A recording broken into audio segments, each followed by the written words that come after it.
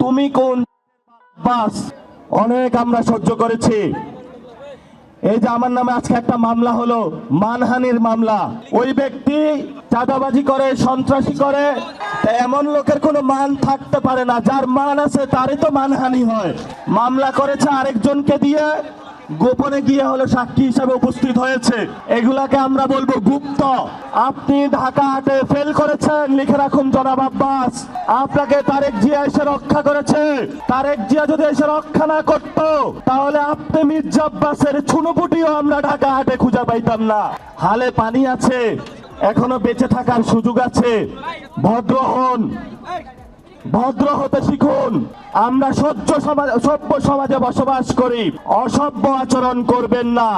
অসভ্য আচরণ যদি করেন, কিভাবে আপনাকে সভ্য করতে হয়, আপনাদেরকে সভ্য করতে হয়, এটা আমাদের ভালো করে জানা আছে। ওরা আমাদের ভয় দেখায়, আমরা এক আল্লাহ ছাড়া কারো কাছে ভয় পাই না। মামলা হামলা অনেক আগে পার করেছি। শেখ হাসিনার আমলে রিমান্ডে নিয়ে আমাকে মাথা নিচের দিকে দিয়ে, পা উপর দিকে দিয়ে সারা রাত নির্যাতন করেছিল। কখনো আপোষ করার চেষ্টা করি নাই। তুমি কোন বাস? তুমি আসছো এখানে মামলা করতে? গুনার টাইম নাই। সিনিয়র সিটিজেন আসেন, সিনিয়র সিটিজেন আছেন, আমরা সম্মান করতে চাই। কিন্তু নিজের সম্মান যদি না রাখতে পারেন, তাহলে এই যারা ইয়াং জেনারেশন আছে, জেনজিরা আছে, আপনার পুরা সম্মানের চাদর খুলে বুড়িগঙ্গায় নিক্ষেপ করবে। আমরা ধৈর্য ধারণ করতেছি। আমরা শান্তিতে বিশ্বাস করি, আমরা গণতন্ত্রে বিশ্বাস করি। ওই দিন নির্বাচনের দিন আমি যদি সেইখানে কনফ্রন্টেশনে যেতাম, হাজার হাজার স্টুডেন্ট হসপিটালে থাকতো। আমি গণতন্ত্রে বিশ্বাস করেছি, কিন্তু গণতন্ত্রের নামে আপনারা ইঞ্জিনিয়ারিং করেছেন। আমরা এখনো সহ্য করছি। দ্রুত রিফর্ম অ্যাসেম্বলি করেন, দ্রুত বাংলাদেশে সংস্কার বাস্তবায়ন করেন, দ্রুত বাংলাদেশে শহীদদের বিচার বুঝিয়ে দেন, আহতদের বিচার বুঝিয়ে দেন, শহীদ ওসমান হাদি ভাইয়ের বিচার বুঝিয়ে দেন, ধর্ষণ বন্ধ করেন। নরসিংদীতে গতকাল একটি ধর্ষণ হয়েছে। আপনার সন্তান আছে, তাকে আপনি নিরাপত্তার চাদরে আবৃত করে রাখেন। আমার সন্তান, আমার মা বোনের যেদিন নিরাপত্তা দিতে পারবেন, সেদিনই আপনি জনতার প্রধানমন্ত্রী হবেন। এর আগে হবেন না, হবেন না। হিন্দু ধর্ম, খ্রিস্টান ধর্ম, সকল ধর্মকে একসাথে নিয়ে মুসলিম ঐতিহ্য রক্ষা করে একটি সুন্দর জীবন যাপন করতে চাই। এই জীবন যাপনের বিরুদ্ধে যদি আপনারা জিয়াউর রহমান, খালেদা জিয়ার পথ থেকে সরে গিয়ে দাঁড়াতে চান, তাহলে আপনাদেরকে বাংলাদেশের মানুষ আস্থা করে নিক্ষেপ করবে, যেভাবে শেখ হাসিনাকে নিক্ষেপ করেছিল। এজন্য তারেক রহমানকে আমরা অনুরোধ করব, আপনি যেভাবেই ক্ষমতায় আসুন না কেন, ভারতের সাথে হয়তো চুক্তি করে এসেছেন, এখন তো ক্ষমতায় অধিষ্ঠিত হয়েছেন, এখন একটু চুক্তিটা ভঙ্গ করে দেন। যদি আপনাকে ক্ষমতায় থাকতে হয়, ভারতের সাথে নয়, বাংলাদেশের মানুষের সাথেই থাকতে হবে ইনশাআল্লাহ। আপনাকে রিফর্ম অ্যাসেম্বলি গঠন করতে হবে। 12 তারিখে সংসদ অধিবেশন বসতেছে। আমরা সরকারকে অনুরোধ জানাবো, দ্রুত গতিতে বাংলাদেশের মানুষ যে জনরায় দিয়েছে সে অনুযায়ী রিফর্ম অ্যাসেম্বলি করুন। এবং আমাদেরকে যারা খুন করেছিল, শেখ হাসিনাকে ভারত থেকে নিয়ে এসেছে, বাংলাদেশে ফাঁসির কাস্টে ঝুলান। তাহলে আমরা বুঝতে পারবো আপনি শহীদ জিয়াউর রহমানের ছেলে, না হলে আপনার সেই জায়গাটা ভরসা পাবো না। শহীদ জিয়াউর রহমানের যদি ছেলে হয়ে থাকেন, আপনার বাপকে যারা হত্যা করেছিল, খালেদা জিয়াকে হত্যা করেছিল যারা, আপনার মেরুদণ্ড যারা ভেঙেছিল, তাদের সাথে আপনি আঘাত করবেন না। তাদের সাথে যদি আঘাত করেন, তাহলে বিএনপির যারা নেতাকর্মী রয়েছে, তারাই বিদ্রোহের পতাকা বাংলাদেশ উত্থাপন করবে। অনেক আমরা সহ্য করেছি। এই যে আমার নামে আজকে একটা মামলা হলো, মানহানির মামলা। ওই ব্যক্তি চাঁদাবাজি করে, সন্ত্রাসী করে, এমন লোকের কোনো মান থাকতে পারে না। যার মান আছে তারই তো মানহানি হয়। মামলা করেছে আরেকজনকে দিয়ে, গোপনে গিয়ে হলো সাক্ষী হিসাবে উপস্থিত হয়েছে। এগুলাকে আমরা বলবো গুপ্ত। আপনি ঢাকাতে ফেল করেছেন, লিখে রাখুন জনাব আব্বাস। আপনাকে তারেক জিয়া এসে রক্ষা করেছে। তারেক জিয়া যদি এসে রক্ষা না করত, তাহলে আপনি মির্জা আব্বাসের ছুনোপুটিও আমরা ঢাকা হাটে খুঁজে পাইতাম না।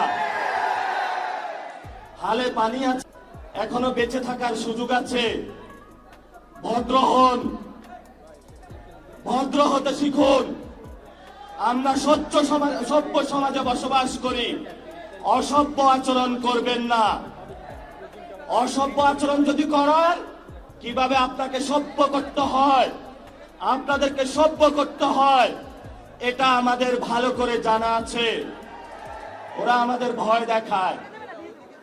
আমরা এক আল্লাহ ছাড়া কারো কাছে ভয় পাই না। মামলা হামলা অনেক আগেই পার করেছি। শেখ হাসিনার আমলে রিমান্ডে নিয়ে আমাকে মাথা নিচের দিকে দিয়ে, পা উপর দিকে দিয়ে সারা রাত নির্যাতন করেছিল। কখনো আপোষ করার চেষ্টা করি নাই। তুমি কোন চ্যাটের বাল আব্বাস? তুমি আসছো এখানে মামলা করতে? গুনার টাইম নাই। সিনিয়র সিটিজেন আসেন, সিনিয়র সিটিজেন আসেন। আমরা সম্মান করতে চাই, কিন্তু নিজের সম্মান যদি না রাখতে পারেন, তাহলে এই যারা ইয়াং জেনারেশন আছে, জেনজিরা আছে, আপনার পুরা সম্মানের চাদর খুলে বুড়িগঙ্গায় নিক্ষেপ করবে। আমরা ধৈর্য ধারণ করতেছি। আমরা শান্তিতে বিশ্বাস করি, আমরা গণতন্ত্রে বিশ্বাস করি। ওই দিন নির্বাচনের দিন আমি যদি সেইখানে কনফ্রন্টেশনে যেতাম, হাজার হাজার স্টুডেন্ট হসপিটালে থাকতো। আমি গণতন্ত্রে বিশ্বাস করেছি, কিন্তু গণতন্ত্রের নামে আপনারা ইঞ্জিনিয়ারিং করেছেন। আমরা এখনো সহ্য করছি। দ্রুত রিফর্ম অ্যাসেম্বলি করেন, দ্রুত বাংলাদেশের সংস্কার বাস্তবায়ন করেন, দ্রুত বাংলাদেশের শহীদদের বিচার বুঝিয়ে দেন, আহতদের বিচার বুঝিয়ে দেন, শহীদ ওসমান হাদি ভাইয়ের বিচার বুঝিয়ে দেন, ধর্ষণ বন্ধ করেন। নরসিংদীতে গতকাল একটি ধর্ষণ হয়েছে। আপনার সন্তান আছে, তাকে আপনি নিরাপত্তার চাদরে আবৃত করে রাখেন। আমার সন্তান, আমার মা বোনের যেদিন নিরাপত্তা দিতে পারবেন, সেদিনই আপনি জনতার প্রধানমন্ত্রী হবেন। এর আগে হবেন না, হবেন না।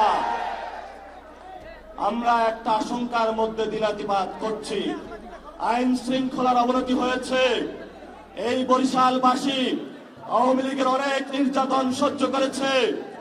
শেখ হাসিনার আত্মীয় স্বজনকে তারা বসিয়েছিল এখানে, কিন্তু বরিশালবাসী অগ্নিজরা বক্তব্য, রাজপথে লড়াই করে এইখানে যারা আব্দুল্লাহ গম ছিল সকলকে ইন্ডিয়াতে বিতরণ করেছিল। বরিশালবাসীর সাথে কেউ পাঙ্গা নিতে আসবেন না। বরিশালবাসী পানিতে সাঁতার কাটে, সংগ্রামী জীবন, তারা জীবন যুদ্ধ অলরেডি জয়ী হতে আছে। তাদেরকে নতুন যুদ্ধ আপনারা শেখাতে আসবেন না। লড়াই চালাবেন, আপোষ করবেন না। মাছে ভাতে বাঙালি, জমিতে যায় আমরা ধান চাষ করব, পুকুর থেকে মাছ উঠাবো। আমাদের ইন্ডিয়ান কোনো কিছু প্রয়োজন নাই। বাংলাদেশে পর্যাপ্ত জিনিস আছে। মান মর্যাদা নিয়ে বাঁচবো। স্বাধীনতার প্রশ্নে কারো সাথে আপোষ করব না। সংগ্রাম চলবে, লড়াই চলবে। বাংলাদেশ মুক্তি পাবে। সবাইকে সেই সংগ্রামের আহ্বান জানিয়ে আমি আমার বক্তব্য